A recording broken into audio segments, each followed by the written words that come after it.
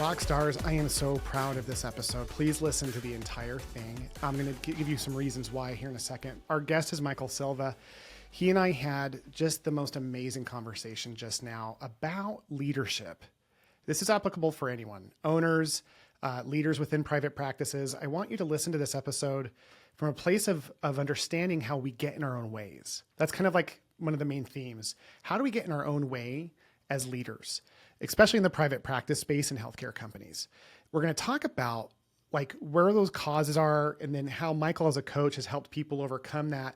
But there's two main concepts here. The first I'm going to tell you, the second I'm going to let you discover on your own. The first is helping us understand where we do create the most value as leaders and how that gets us out of our head into creating massive impact. Like the secret to massive impact is going to be revealed in how we serve our teams. Okay. And then it pulls back around to the ultimate secret of how we get out of our own way. And this was not a pre-planned episode. It's going to feel very circular, but you're also going to hear very authentic moments where we don't know the answers to our own questions. Enjoy the show. Please let me know if you have any questions afterwards in the comments. Yeah, Michael, I love this idea of owners who get in their own way and how that's a limitation for growth. Because I know as an owner for me, I felt like if I didn't show up and do the thing, like it would never have gotten done. So to hear from, I'm guessing a lot of our audience members who own private practices who are like, what do you mean get out of my own way? What do you mean by that when you talk about getting out of helping you? Because you're something that you're a master at. You help private practice owners get out of their own way. What does that mean to you? Well, it's pretty literal to me. I had to learn that the hard way as well. It's just you don't realize how much you're actually holding back the business by trying to control everything. Is a good way of looking at it, I guess. Being able to delegate and trust in your team in order to give you the space to work on the business. You can't be the number one clinician. You can't be the marketing guy. You can't be everything in the business, especially when it gets to a certain critical mass where it's just too much. So learning ways where we can pull it back, work on the owner himself or herself, working on them as a leader, freeing up the space to do what's most important, the vision, the leadership, the guidance, the mentorship, all those things that a lot of business owners want to get to, but they're too stuck in doing the little things. I mean, a lot of them still want to treat clinically, but they don't have to handle a lot of the administrative load. Unloading those things so they can just free up the space, I guess, would be another way of putting it. And losing, this is one I had to do. I had to lose my ego. Like I really had to get up. It always comes back to mindset, doesn't it? It just comes back to that mindset. So tell me about ego. What do you mean ego? Like, what does that mean to you? Well, what does it mean to me? All right. So my wife's a coach and she has a whole new definition and she helped me get rid of my ego. But I would say, I'm just going to draw on my own experience. So I built this private practice because I wanted to do things differently, wanted to do it my way. And I built it as the sole person. I was the everything at first, and the business became about Michael Silva. And I had a niche in the You were the brand. I was the brand. And, and I had these people lining up. I had a wait list to see me. It filled my ego. I'm like, wow, everyone wants me. Like it's me. But then I tried to grow a business, and I can't grow a business of me.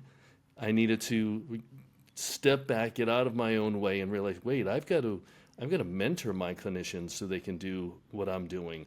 I've got to build this brand as the team that we are. It's not about Michael Silva. I was a young 20-something when this all started, and I was working with Olympic athletes, so I thought I was the man, and then I realized I'm not. I was just in the right place at the right time, and I provided a lot of value to patients. And by doing that and just realizing it's not about me anymore, it's about the mission of the business. It's about the team. It's about developing my team. It's about the individual goals of all my team members, never mind the clinical goals of all our patients. And as soon as I realized that and stepped back and trusted, because I had some phenomenal therapists, and trusted them that they could do the job. And then kind of carry that into the conversations I had with my patients. I'm like, no, don't worry, you're in good hands. I remember going into rooms with like the Michael only patients that I had to get on other Yes. people's schedule, right? And I would go in, and I always made it a point, and I don't know if this was a good thing, but I always made it a point to go into the room where they were seeing one of my clinicians and like say hello, you're in good hands, compliment the PT, let them know. I would always make the same joke. I'm like, oh, you finally got a real PT to work on you, so you're going to get better much faster than when you're working with me. Like just build the trust in them, and my staff really liked that because I was boosting their confidence, and I helped their patient PT relationship just by taking 2 minutes to go in there, say hello, give them a compliment, and then I was able to walk away. And those people got better, and I didn't have to touch them or do anything. Because Yeah. I was But you not had to the, let I go was of the not the great. ego. What's that? But you had to let go of that ego I first. had to, and it was hard. And I remember walking into my clinic when it really started to grow, and I'm seeing patients that I did not evaluate in my offices, using my equipment, being treated by my team. I'm like, who's that?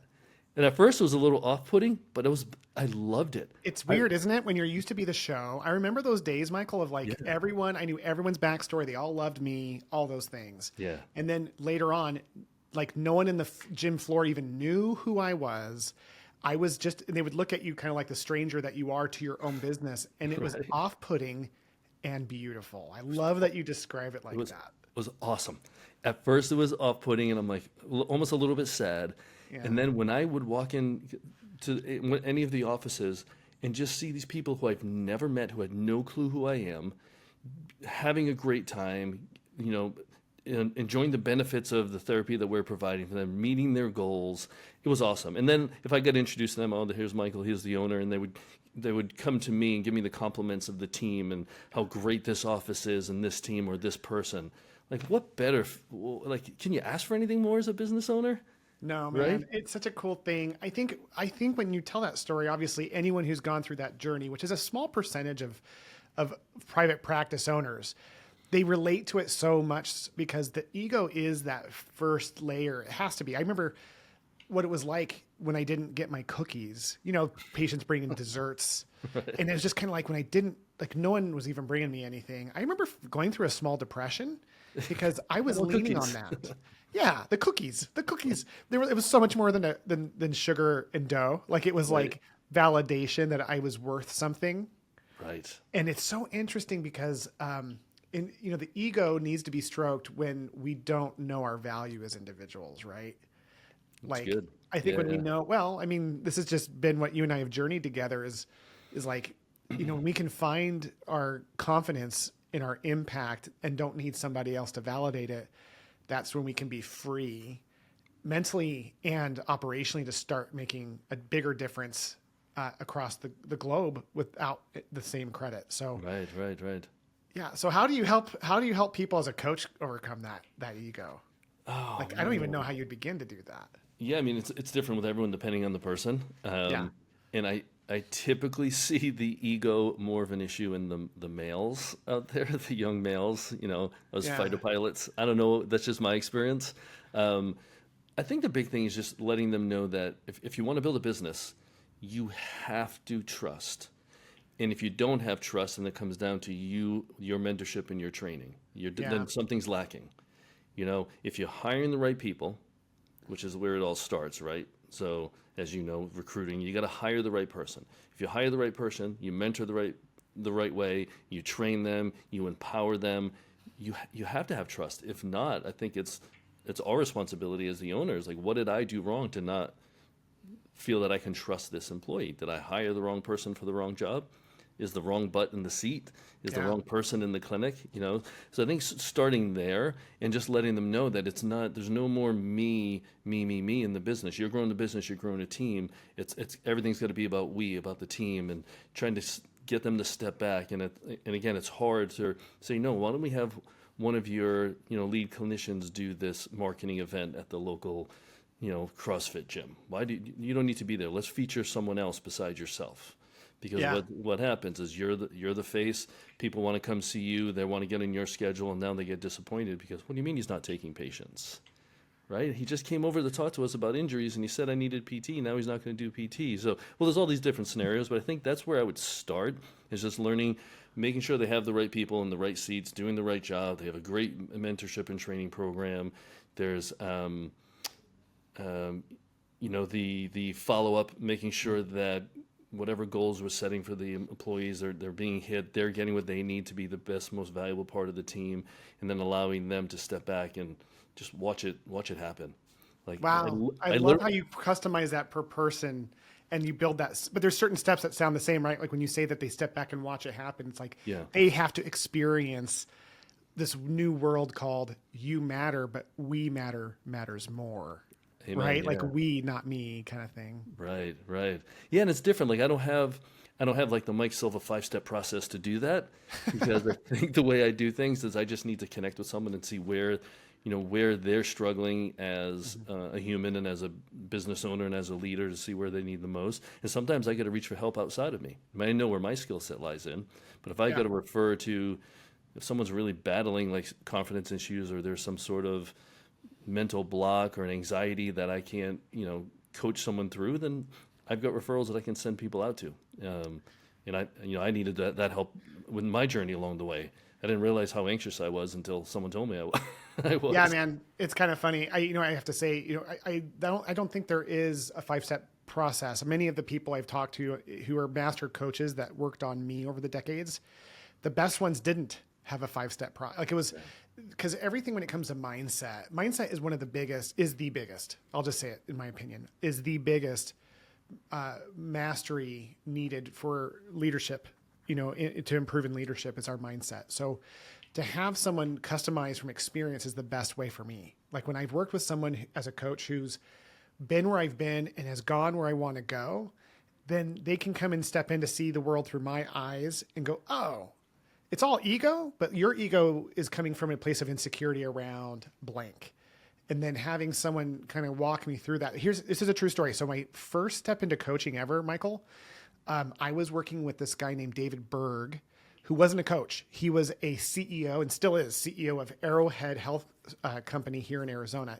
It's now a multi-location hospital. So he's not a physical therapist. He was a private practice owner that turned big time. And he was a chiropractor by trade. And the first phone call I had with him, because I was joining his little coaching group through an organization called Entrepreneurs Organization. And he wasn't charging anyone. He was doing this for free. Wow. So he's mentored literally hundreds of people, including friends of mine that have 9-figure businesses. We call ourselves not disciples, but like we've all been taught in the ways of David Berg.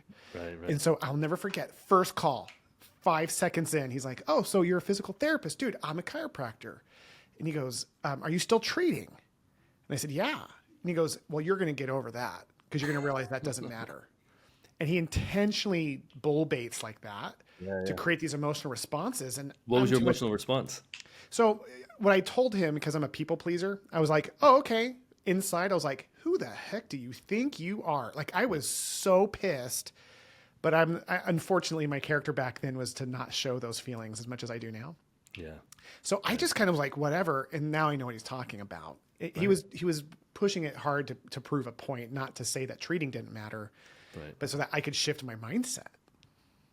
Right. Yeah. So I don't know. Everyone's different. Like when I used to coach, I would never, that's not my style per se, but it was very effective. Yeah. Same here. And I think, with some of the coaches and courses I've taken over the years, like, okay, what's your unique 5-step plan? Let's come up with a name for it. Let's do this. I'm like, what? So I can print up an infograph with my 5-step process. Like, what does that really mean? So I tried that at the beginning, and I have this great ebook that I came up with like the 5 pillars of business development, and I sent that out to everyone that I had an email for, and it didn't do much.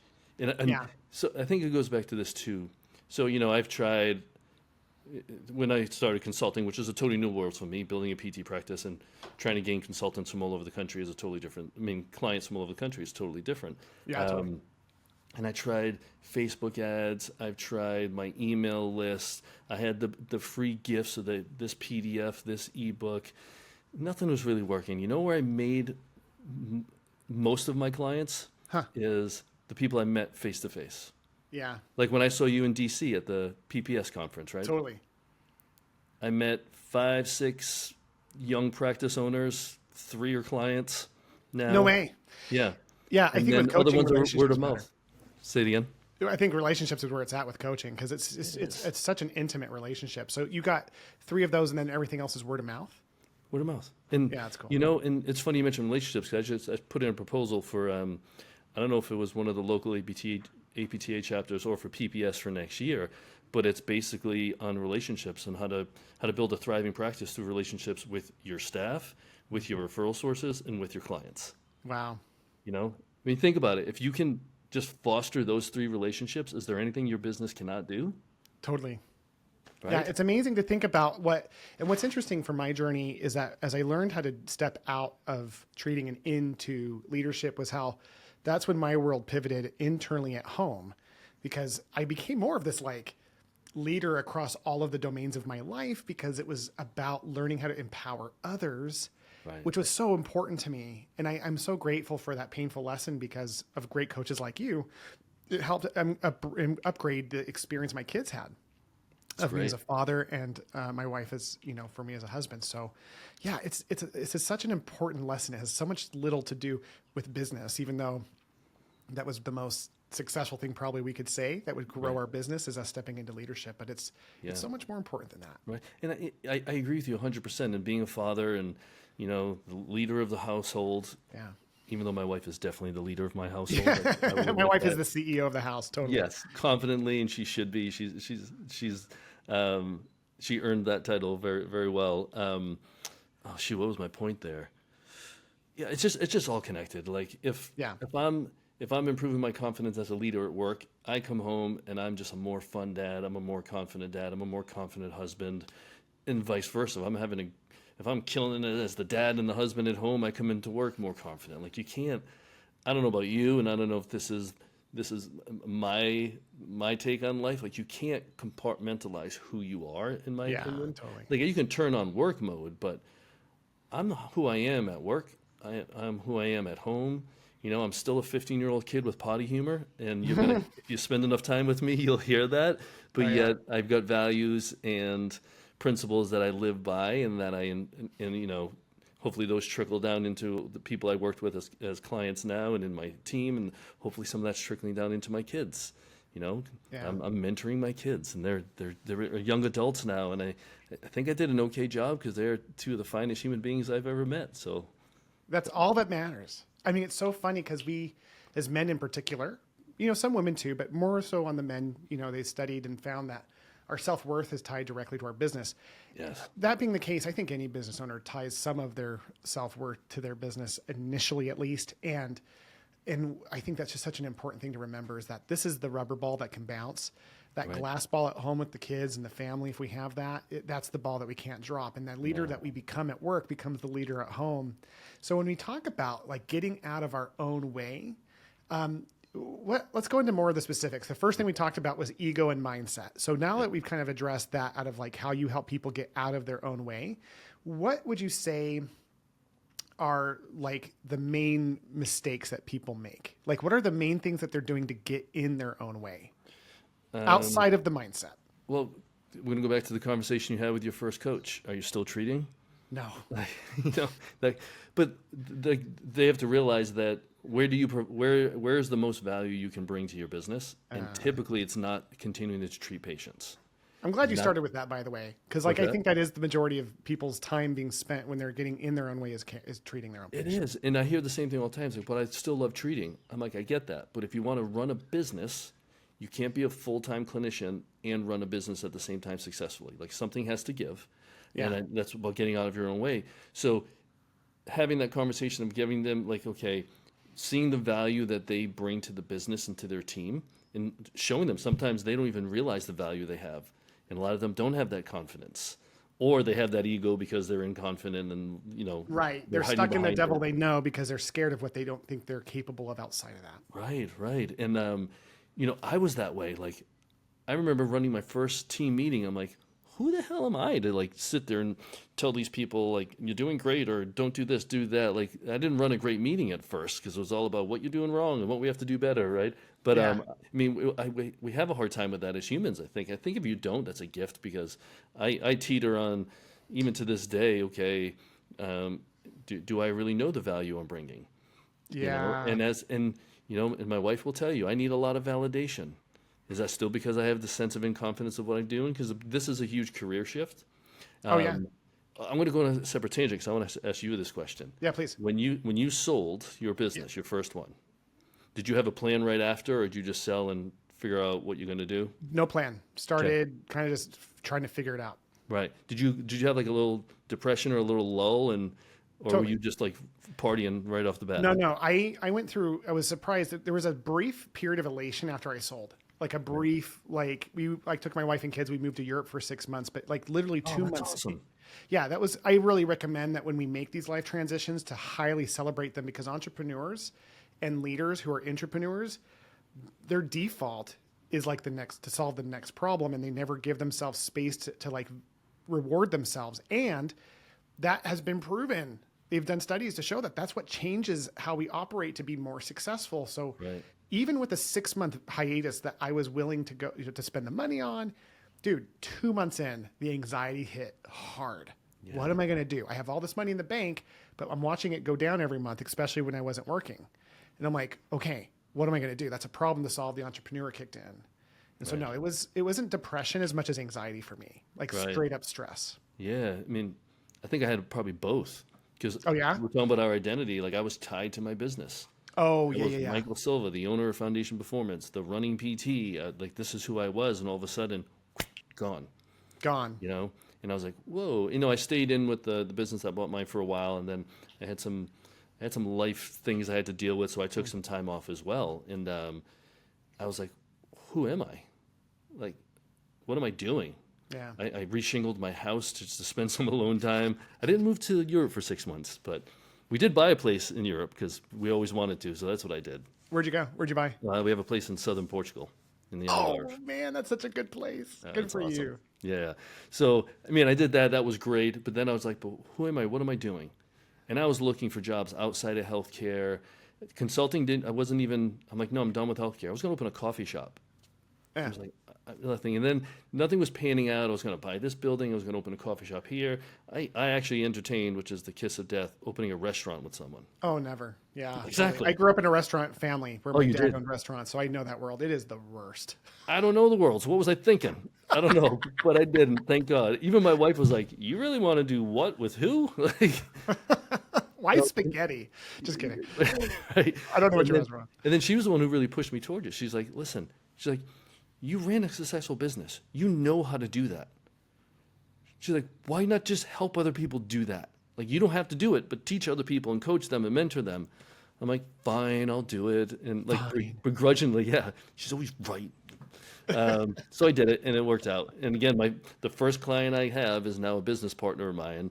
Yeah. I have all these other clients, and I believe they're finding value. They're enjoying the guidance I'm giving and the coaching I'm giving. I'm having a blast doing it. I really like it, and I'm not tied to a brick and mortar building and a schedule like I was as the previous business owner. So there's some freedom to it, but it was a journey, man, to get here.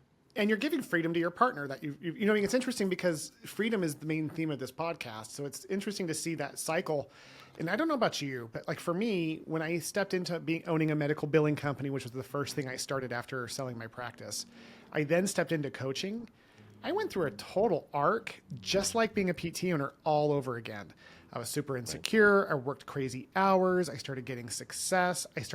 It wasn't patient care, but it was like certain team member relationships I started to hold in the same way. Yeah. And then coaching was the same thing for me where I didn't think, who's going to hire me for a coach? And then before you knew it, I have more coaching clients than I had space on my calendar. So I started raising my prices. And you just kind of start going through the same cycle of like, okay, that's who I am. I'm a coach or I'm a medical billing owner. And then like, I had to do the same thing all over again. I had to step out of that mindset. So it's not like, this isn't just like, hey, if you're listening to this and you're a healthcare private practice owner or leader, it's not about like getting away from patient care. That's not what we're saying. It's about changing the mindset for continual progression. And it looks similar at every step. It's scary. It's insecure, but then you gain some competence, and right behind some competence comes a whole lot of confidence. And then we get comfortable in that confidence, which prevents us from making more progress, right? So if we're not careful. Right. It's a similar song that has been sung over and over and over again by entrepreneurs everywhere, and Yeah. and I guarantee even people outside of healthcare have the same story. It is. I've been in a business networking group for almost 20 years. None of them are healthcare owners. They're all business owners outside of healthcare. It's the same thing. If you're the cookie maker, it's harder in healthcare, in my opinion, because we define ourselves so cleanly by being a healthcare. Like, I am a physical therapist. No one says I am a cookie maker. It's like, I don't know why I'm obsessed with cookies. Maybe I've got low blood sugar. But this whole thing about like, you know what I'm saying? Like this whole thing about like, we as healthcare providers, we identify with our service so much more than someone who owns a product, but we still create identity within our businesses that are limiting. If we are truly being honest, our ego is getting stroked at some level. And so we can only grow to the degree of our ego, Right. That's deep. Oh, thanks. Well, you're bringing it out of me, coach. Like you're clearly getting me there. So no, I love this idea. So I loved how I asked, what's the main thing that people get in their way? It's treating, which goes back a little bit to mindset. Do you find with your clients that like sometimes they just don't even know what to even do? Because I wonder if that limits them a little bit. They do, and they hide behind the busy schedule. So they're super busy and burned out, but they're also like, the reason I'm doing this because I don't know what I'd do if I wasn't doing this. Right. At least I'm bringing in revenue. I'm doing something positive, right? Treating patients, and they have no idea. Like you give them a little time. If they don't have the guidance and a plan set, then they're not going to know what to do. So what should someone be doing? Let's take two people. Because there's two types of people listening to the show. There's business owners and then there's leaders who don't own the business. So what should business owners be doing besides treating if they own a practice? Oh God, step out of the business, work on it. I know it's a cliche term, like no, I think that's a great way. But no, like, and if you don't know even where your business is at, like do a whole business assessment. And this is how I start with a lot of my clients. So we look at like financial health of a business. We look at the processes of the business. We look at the team of the business. We look at everything. Step back and look at everything. What's working? And honestly look at it, because I can make everything look good in my eyes if I didn't want to do any improvements or make any changes, right? Oh, she's fine. She's just, she'll get it. Like, yeah, she's the right person in that seat. We're okay. We'll just leave her there, But taking an honest look at the business, seeing where you need to improve. If you don't know how to get help doing it, but work on it. Because once I started stepping away from the business and looking at it almost from a new lens outside, I didn't realize how many improvements I need to make. Because I was just patient, and I was that guy who stayed really busy and brought in a lot of revenue because I didn't know what the hell to do until I hired my first coach. And she was like, slow down there, tough guy. Like, bring it back. Let's go. And it was that moment where I was like, oh, yeah, I can't just do this.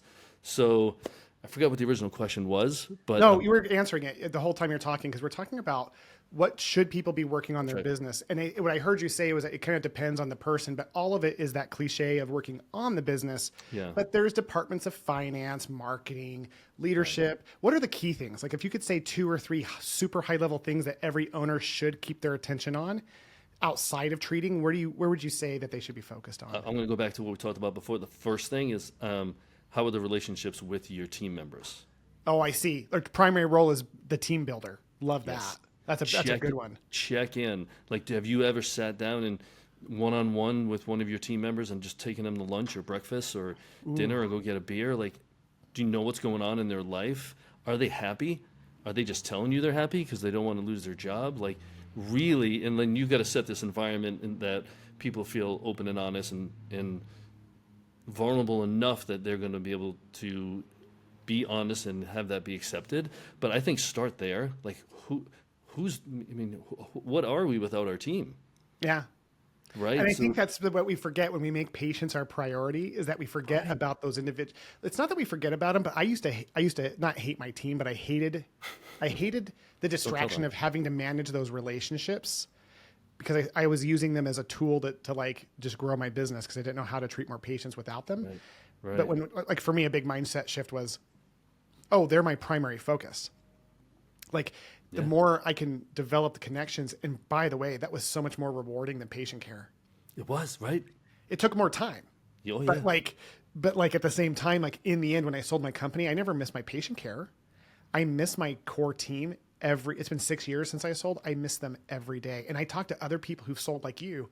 And all we do is talk about those amazing men and women who just made us, who thought more of us than we deserved and loved us and worked their butts off. And we did all that we could to honor them. Like that was the greatest reward of owning that company. I think that if you don't do that, don't do anything else. You have to start there. And most people need some help with that connection, but I learned the hard way by not putting time into certain employees that needed more of me as a leader. And a few of them have left, and I had to learn the hard way that I need, as the lead, I need to be there for them. 100%. How profound that you just said that. And I think you are right. I've never heard that so cleanly, Michael, that like as a business owner, our first focus should be on that team more than anything else. And you said that, like, hey, regardless of anything else, you could have your attention on that team is number one. I agree. Yeah. Totally. Right. We can just drop the mic there. We should just end the episode. The team thing is so important to be developing that. And it turns into this really fun journey, but at first it's intentionally hard because no one's good at it naturally, at least not in my world. No. And that's where I think for me, by the way, Michael, having a coach was really big for that. Yeah. We were talking about human relationships. So having somebody who's been in those circumstances, they don't know the people directly, but you know how this is. After you own a business long enough, you see the same eyes in other people. I think I just quoted Star Wars. You might that have. They're in that temple. Rey is in there, and the woman goes, "When you've been around as long as I have, you see the same eyes in other people." It's true though. You see these people coming into your business, and you're like, oh, "Okay, here we go." Yeah. Or, "Oh yes, here we go." And so you can help coach people through those elemental, discussions because the human relationship part. I always tell people this too, Michael. Retaining is recruiting insurance. Oh yeah. So learning how to retain those people by having those relationships. You don't have to recruit when you have these amazing people working for you. Right. So what are some of the key things? You mentioned a few of them loosely, but what are some of the key things you tell your coachees about like how to like focus on their team? Well, one is I encourage them all to spend some alone time with each individual employee. You mentioned like take them out to lunch and stuff. Why is that important? Get out of the office. Because when you're in the office, they see you as the boss. They're the employee. Take them out, have a beer, drink if that's what you like, or just go to breakfast. Just get out. I like doing it. I did those things, and I encourage them to do it outside. Get away from the work environment, even if it's on a weekend after work. Block their schedule for a couple hours in the middle of the day. Just get away and just. And the first thing, what I tell them is don't sit there and talk about, are you happy in your job role? Like, can I be a better boss? Like, no. Like, how are your kids doing? Yeah. Oh, just had a graduation. How is that? How's your husband? What does your husband do? Like, get to know them as a person, really connect with them. Like, number one. So that's what that would be my number one right there. Yeah, I don't think people feel like they have enough time to do that. Some people would even argue, Michael, that making it too personal could be bad. Like, is there a point in those relationships where you feel like the personalization maybe goes too far, or is it like the closer the better for you? No, I'm sure you can't get too far. Then you can get way too far and end up in weird relationships with inappropriate relationships, which I've never seen happen. Thank goodness. But so I think anything can be taken too far. Yeah. I think if you're generally leading with your heart and just trying to connect with someone, I don't think anything negative will come of it. I say this, and then I'll tell you a quick story where my business lawyer, because I did get a former employee of mine tried to sue me. Oh my! Yeah, that was fun. And my lawyer's like, you're in business long enough, it's going to happen. It's probably going to happen again. But it was not legit. We worked it all out. It was fine. It didn't affect me or the business, and it was nothing I did. Oh sure, lawsuits come with the game of owning a business. Yeah, totally. But then he says, this is why most small business owners are cold-hearted pricks. Pardon my French. Totally. He's like, because I was hurt. I was hurt on an emotional level that this person actually thought that low of me that they wanted to sue me for something that wasn't legitimate. Yeah. Like I was crushed, and he kept saying, "Listen, we're making business decisions. You can't get emotionally involved. Like you need to be cold. You need to have these borders. You need to have walls." So he was on the opposite side. I think there's a middle way where no, you can develop good relationships. You can have a connection with your team. I did. I liked it. Yeah. I enjoyed it. I don't think I ever crossed the line. I think it helped me build trust and help them know that I've got their back. Going Yeah. through COVID, I think, was a big example. Like they knew, um, like just getting through that whole ordeal and being able to keep people working. And I did a fundraiser to raise money, and I gave all that money to my team. Like, because I had to let them go. Like they were yeah. home not working. So, I think because I had that solid relationship with them, they knew that I'm doing my best for them. And it was without that trust, I don't think I would have gotten through COVID as successfully as I did. Yeah, I think we can relate this. As you're talking, the image that comes to mind is the relationship a medical provider has with their patients. The really good ones have a personal connection with boundaries. And Yeah. the boundaries are more for just keeping things on a professional basis. Because when we get too personal, we get too casual. So this idea of like being personable, like a good doctor remembers. I mean, oh my gosh, if your doctor comes in and remembers your kids' names and knows that they're in soccer, like how would you feel? Same thing with employees. We've been burned so many times as employers or leaders. I always tell this to people that we get fired more than anyone. Like when someone is being fired, that employer fires that person. But as employers, when people quit, every time we get fired, and it hurts. And when they sue, it's so personal. Oh God, yeah. And so you get to a point where you get jaded, and that's where I know I got jaded at a certain point. But that's when, again, where coaching really stepped in and helped. But I love this discussion because what it's evolved into is helping understand that leaders' primary job is to build more leaders. So when we're too busy treating, we're not creating space to create connection. And like you're obviously a connection leader, which goes really well in healthcare. People don't care what you know till they know you care and all those things. Mm-hmm. So as you're spending time developing those relationships, you're, retaining talent, which is recruiting insurance. You're also building people. You're also giving them an opportunity. But I will say this, the surprise for me as well is that the relationships, to this day, I've partnered with ex-employees in 2 of my companies. And in both cases, we have these deep personal relationships that are still highly rooted in the professional relationship coming first. Like it's weird. You would think Yeah. that, well, I mean, because we know about each other's personal worlds, but we're not telling each other's personal problems either.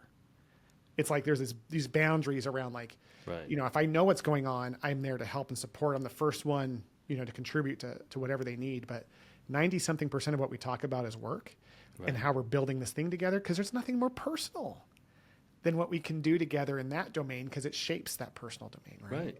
And I think you answered your own question is like, where's the line cut? Or when does it become too personal? Like, it's professional first, but knowing that you care for this person and there's a human connection there. But yeah, like people didn't come to me to tell me their marriage troubles, and Right. but they did come to me and needed an extra mental health day because they said they're just dealing with some family stuff, and I get it.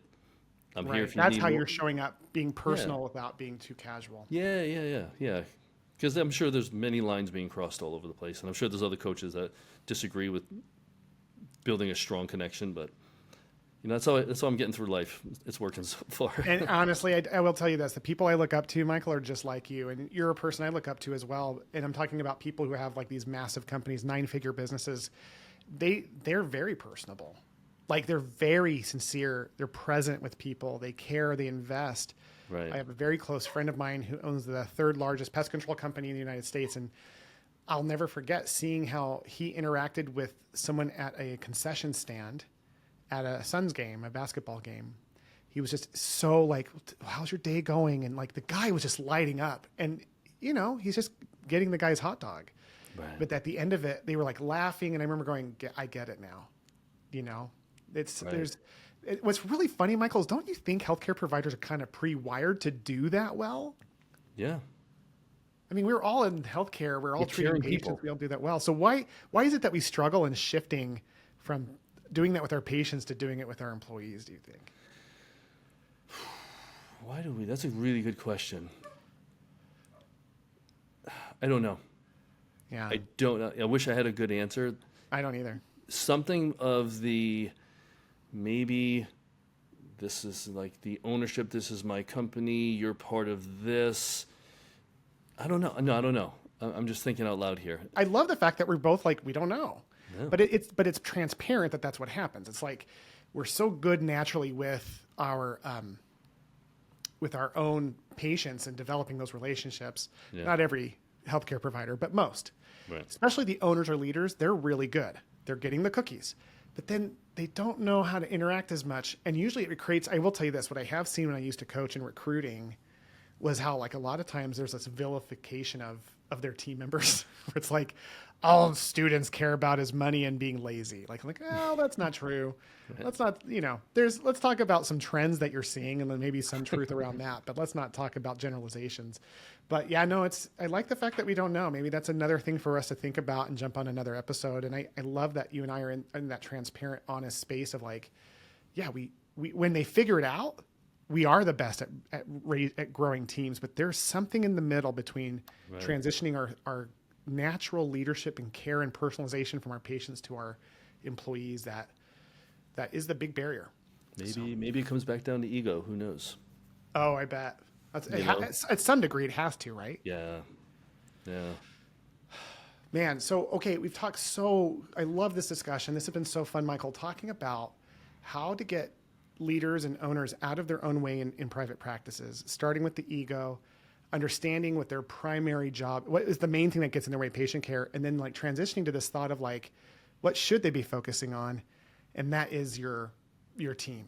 And I almost don't want to go further in that particular domain because it's so concise and clean for the listeners that I think that's really powerful in that regard. What are we missing though? In your journey of helping people get out of their way, is there anything else that comes to mind that you would want to share with people who are clearly in their way and maybe don't even see that they're in their way? What are they missing? Oh, man. I want this like drop the mic moment right now with this ending on this statement, and I feel like I've got pressure and I can't think of anything. No, man, I love this. And by the way, I wasn't trying to set you up for that. I think that's okay. I literally ask questions from a place of like, what is that? And I just think you have such an experience of helping not just yourself, but other people get out of their own way. And maybe we've covered it all, you know? Right. I'll let you know. So I had 2 client meetings yesterday and right before we got on today. Yeah. Both of them, I had to encourage and coach these 2 individuals on their self-care. Oh my gosh, does that land hard? Because they were not taking care of themselves, because they were in the grind, treating patients, trying to grow, doing this. There's other factors, but and I always check in with when I sit down. We have like a personal check-in. How's everything going? How are you doing? I'm faking it till I make it. Well, no, that's not a long-term strategy. So what's going on? So getting to the bottom of it. But these last 2 meetings I had, I'm like, you need to like non-negotiable blocks in your schedule. You need to go for a walk at lunch. You need to hit the yoga class. You need to do something for yourself because you are burning and you're not going to make smart decisions when you're this stressed and this fatigued and this tired. So you need to prioritize your self-care. So I would say maybe that's missing in this equation. That hit me almost emotionally. And I'm hoping listeners, rock stars, as you're listening to Michael, I have to say that was brilliant because I hope what you're hearing at home and in your car or driving or walking is this idea of like leadership begins with self-leadership. We're the utensils, the tools in the world that we serve in. And like Abraham Lincoln, who was asked once, like,